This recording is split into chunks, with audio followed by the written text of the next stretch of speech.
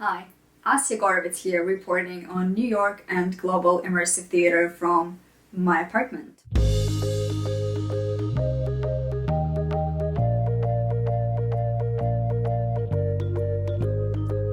Last month, my husband and I celebrated our 8th anniversary, and although it seems like a long time to me, I take a special pride and joy for us for not being annoyed by each other during the quarantine. However, some couples struggle more than others. Finally feeling my feet on firm ground in the times of uncertainty, I signed up for an experience called Couples Therapy, produced by Performance Interface Lab. Couples Therapy is an immersive, live piece of micro theater for the audience of one, performed via Zoom by the creators, Lilly, Kerrigan, and Matthew Marcus. 1 hour prior to the experience, I received an email from Dylan, in the character of a psychiatrist who has been treating Lilly for a year and now wants me, the best couples therapist, to talk to his client and her partner Matt. Dylan's notes pointed out 3 possible directions for the exploration with the couple. First, the non-monogamous nature of their relationship. Second, Lily's tension with Matt's family. And third, couples' involvement in the kink community. Oh boy, suddenly couples therapy felt like a real thing, and I was urgently compelled to put on my blazer and my best impersonation of a psychotherapist. Okay, I am a little nervous. Okay, I'm a lot nervous. I never consulted people, their personal issues.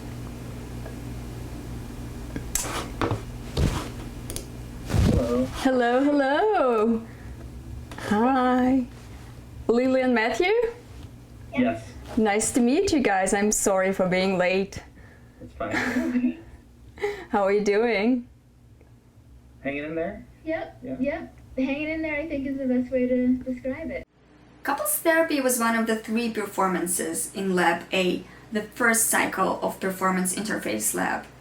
I met with Dylan, the DC-based producer of Performance Interface Lab, and Matt and Lilly, authors and performers of Couples Therapy, to talk about the show and the lab where it was created.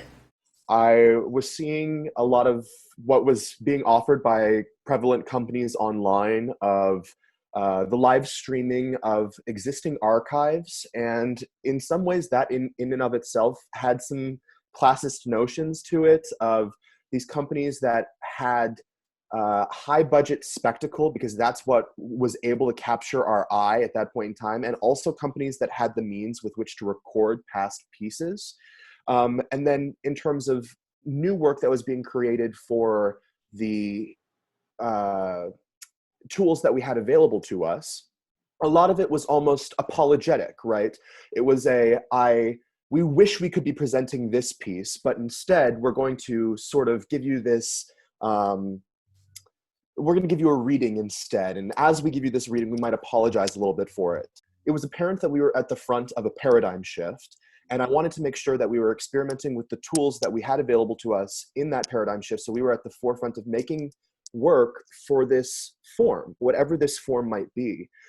So I think at the core of Performance Interface Lab is looking at the limits of our current time and space as opportunities to create. And also making sure that what we are creating is reactive and ephemeral, not only to the given moment in time and where we are at historically and where we are at culturally and globally, but also reactive to the tools that we have available to us and how do we best use that. Another big question for me was, where do we have to kind of like bump up the faders elsewhere in the piece in order to make up for the lack of interactivity when we don't have shared space? And that's kind of how how I approached a bunch of reaching out to DC-based collaborators. And one of the people that I reached out to right away were Matt and Lilly. So tell me, guys, how the couples therapy came to be. I think it's funnier when you tell the story. Okay, And then I'll correct you when you're wrong. understood. So Dylan reached out to me because he was familiar with my work, and what he was doing is right up my alley. The idea of creating immersive, interactive, unorthodox ways to create theatrical experiences. I love it. However, I wasn't sure if I had any existing bodies of work that fit this sort of 25-minute micro experience. And Lilly said, you know what? We can be a show, just the two of us. And I was terrified and very skeptical that the two of us just being ourselves would be worthy of art. So I was extremely nervous, but I trusted her, just with a very nervous attitude, and it worked. I had actually written a two-hander for us about a year ago that was called Matt and Lily Don't Deserve a Show. In that it was the two of us telling funny stories from our relationship, almost with like a variety show or a vaudeville act kind of vibe. And then at the end, the audience voted on whether or not we stayed together. And that was sort of the spiritual parent to couples therapy. And I was like, if we shrink down what we call the Matt and Lily show, and we make it an audience of one and we cast them as something. That's the spiel Matt always does about immersive theaters, that you have to cast the audience. Otherwise, they're just people in a room and it sort of breaks the reality. I was like, we'll cast them as a couples therapist and we'll make that the question that they parse through. And then it was kind of distilled down into, we worked with Dylan in developing the notes that are sent beforehand. And so there are, from those notes, the patient notes, there are sort of three main tracks that people can fall onto, all of which are pretty much just based in reality. The plot points were generally true. For the purposes of dramatic catharsis and surprise. A lot of times we made things new information, or we took past experiences that we've already endured and we made them present experiences so the therapist would feel like, wow, there's an active problem that I have to solve. We're not playing a character. We're not doing a bit. If they look us up online afterward, it feels for them like, maybe that was real. Was it a little real? It was kind of real. We sort of like that. Yeah, that mind game is delicious. I knew I wanted it close to reality because this was an insane turnaround time, Dylan. We had like 3 weeks. Maybe less, yeah. We had to go. So like writing a script, creating a character, and trusting your improbability in this bizarre new format. I wasn't confident, but like I can show up and be me. Although created by different teams and varying in topic, all three performances in Lab A, couples therapy included, were pieces of micro theater created for the audiences of one. I wondered what decisions led Dylan to this format. So it had to be interactive. It had to include a technical interface. It had to engage with that technical interface and not hide behind it or apologize for it, but it had to embrace it, you know. So we wanted to see, in this case, it was what narrative works within the dramaturgy of this technical interface, as opposed to how can we co-opt this? How can we flip this on its head? Which some of the other pieces we're looking into. Like when you go for a picnic in the park, you leave the forest better than you found it. We as interactive theater creators wanted to leave the audience members better than how we found them, particularly given our current moment. So we didn't want to leave folks in isolation, and oftentimes that was best benefited by not limiting it to being a one-on-one experience, but rather a for-one experience. So we knew it was a theater for one experience. And the final piece was that it was a piece of micro theater to be presented in under 30 minutes. Now, the reasoning for that was one of the initial goals for this was to employ actors and creators and devisers in the Washington, D.C. Performance community who had lost work or had lost contract work from the COVID-19 crisis. And so it was my goal to make sure that any money, any pay what you will donations were going directly into the pockets of the creators involved. Since I could not confirm or guarantee what a given person would or would not donate, I could guarantee how many opportunities they had at someone donating for them, right? And so that's why I kind of wanted to lock in, okay, we needed to have at least 16 performances on a given weekend, or 16 time slots. Limiting the lab pieces to 20-25 minutes was a smart economic decision, and it also benefited couples therapy artistically. Having this little time to lift a couple out of their crisis felt like a huge responsibility. The time constraint acted sort of like a shock therapy, and I had to gather all my mental strength.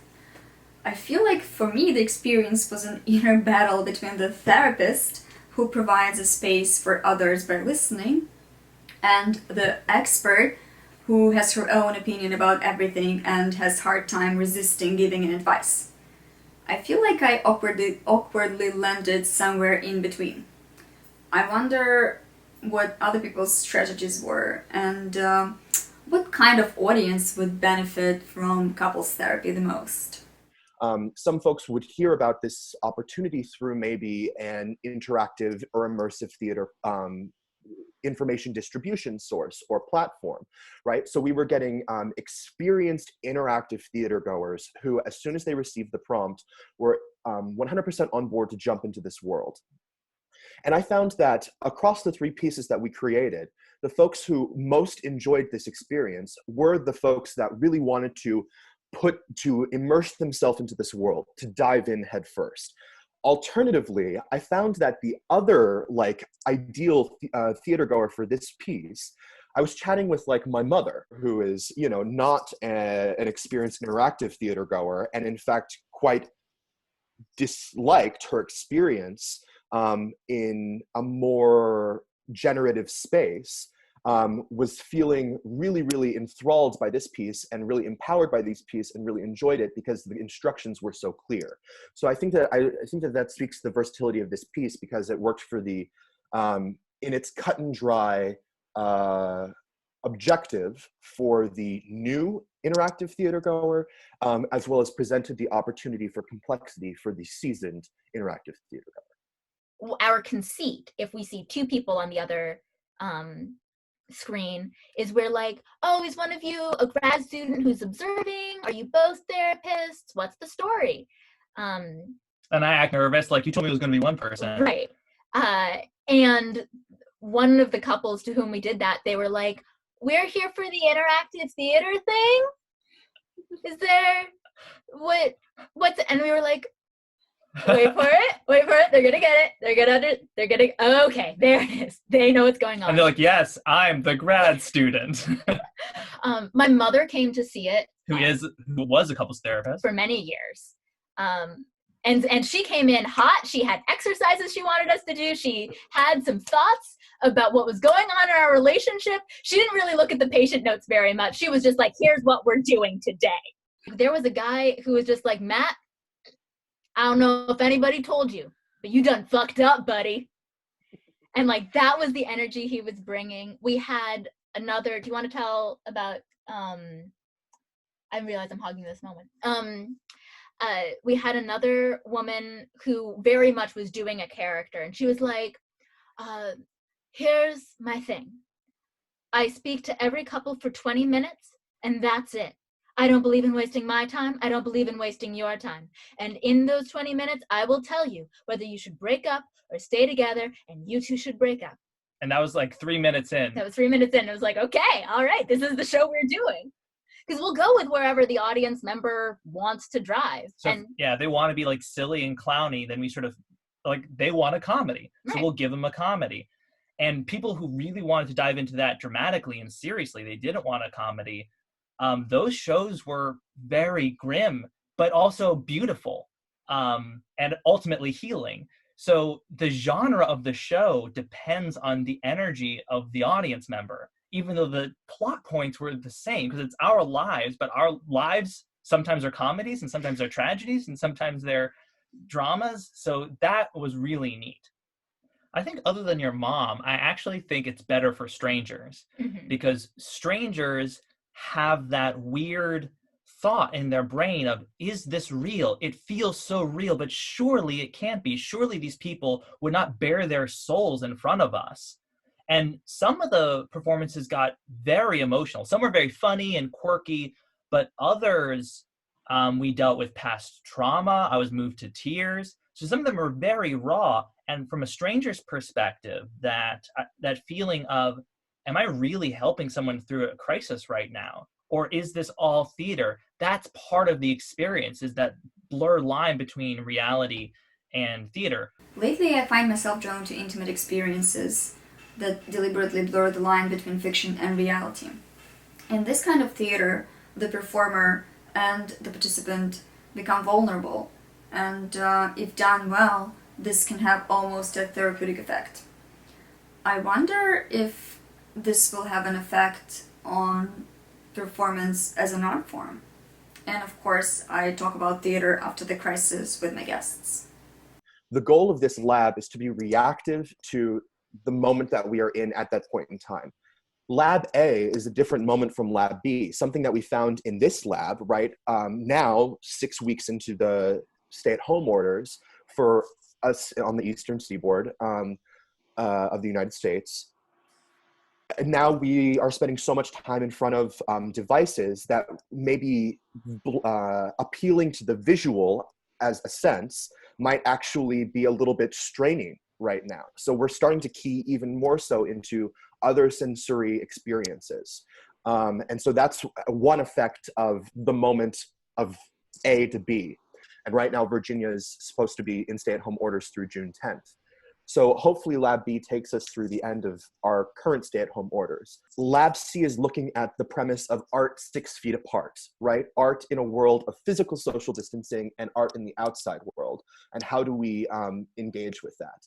Still likely in a theater for one situation, but now that we have sort of the freedom to allow ourselves outside, what is the new dramaturgy of outside space is kind of a big question that we're asking. And what is the dramaturgy of art 6 feet apart?